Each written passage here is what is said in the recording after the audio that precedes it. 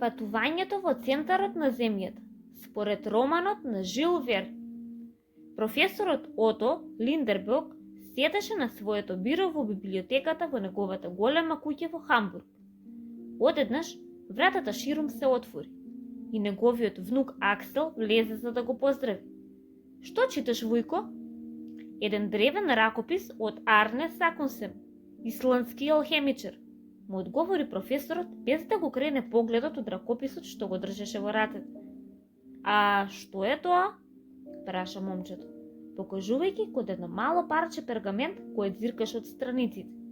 Ох, рече Линдерберг, изгледа содржина некаква кодирана порака, но не можам да открием на кој јазик. Потоа додаде: мораме да откриеме каква тајна крие овој пергамент. Нема да јадеме, ни да спиеме, се додека не го решиме. И така, Линдерберг и неговиот внук одеднаш се фатија за работа. Но за жал, по 2 дена обидување, тие се уште не успеа да претолкуваат ниту еден збор. Во еден миг, заруменет од топлината на огништето, Аксел почна да се лади со еден од листовите на која препишуваа пораката од пергаментот и гледајќи го осветлен одзади, тој свати дека таа едноставно било напишана наопаку. Вујче, го најдов решението. Потоа тие внимателно го протолкуваа напишаното на пергаментот.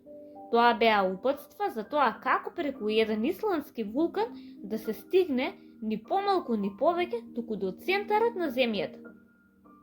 Бидејќи Линдерберг беше човек со авантуристички дух и многу сакаше да патува, веднаш извика: брзо, Аксел, да се спакуваме, одиме на Исланд.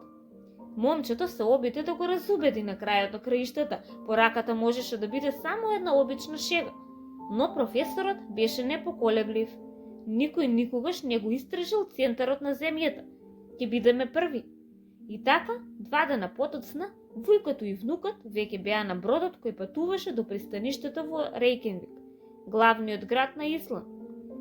Само што пристигнаа најмије водич, исклусен ловец, кој се викаше Ханс, и јавајќи по неа го запознаа својот пат кон вулканот означен на пергаментот. Кога стигнаа до подножието на планината, мораа да слезат од своите седла и да продолжат пеш по стрмната карпеста патека. Кога конечно стигнаа до врвот, до кратерот на своето големо леснување, Аксел откри дека тоа беше изгасен вулкан. Барем нема да се изгориме додека се спуштаме надолу, следејќи ги упатствата на пергаментот, користејќи јажиња, копачи и електрични светелки, тие се спуштија во еден од тунелите кои се отвори пред нив, па пешачеа со денови навлегувајќи се подлабоко и подлабоко. Сепак, по некое време, нивните залихи на вода се потрошија. Аксел веќе не можеше да продолжи понатаму, а згора на тоа беа и изгубени. Сега веќе немаше шанса да се вратат на површината. Ако не најдеа нешто за пиење, сигурно ќе умреа. Слушајте, жубор, рече одеднаш Ханс, припивајќи го увото до карпите. Со еден одмерен удар на неговиот копач, тој направи дупка во карпите. Од дупката изби пареа, а потоа, како што се кондензираше пареата, полека се претвореше во вода, па пред нив се создаде изврче од кое бликаше чиста вода. Пиеа ненаситно и откако се крепнаа, професорот предложи да го следиме поточево и да видиме каде ќе не одведе. Така и направија и стигнаа до една голема плажа, заплискувана од водите на едно бескрајно море, на која имаше джиновски печурки, како и расфрлани коски од диносауруси, и околу која се простираше бујна шума со праисториски дрви. Ќе го преминеме морево, нареди Линдерберг. Премногу е опасно, вујче, може да станеме храна за водени диносауруси, се побуни Аксел. Но професорот го убеди: не плаши се, се ќе биде во ред, ќе видиш.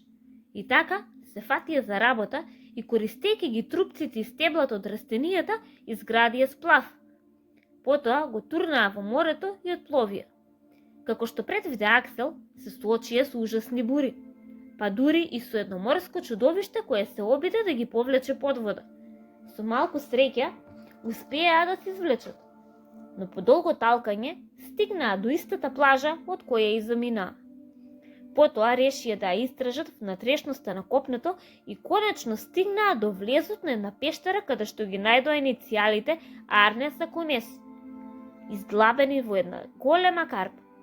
Ова мора да е патот, извика професорот. За несреќа, Одрон го беше затропал тунелот низ кој требаше да поминат. Ханс предложи да ги разнесат карпите со динамитот што го носеа. Меѓутоа силната експлозија направи толков кратер што морето беше вшмукано во него, заедно со сплавот на кој се засолнија. Тие проплаѓаа се подлабоко и подлабоко во дупката и во еден миг водата почна да врие.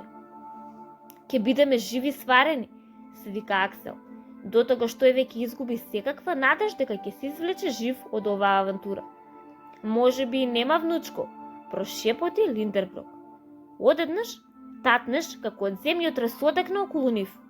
Карпите напукнуваа, а тројцата мажи, туркани од море од лава, беа чудесно изфрлени без да им фали ниту влакна од главите. Нападините и вулканот Стромболи во Сицилија беа здрави и живи и подготвени да се вратат дома, со цел куп неверојатни приказни за раскажување.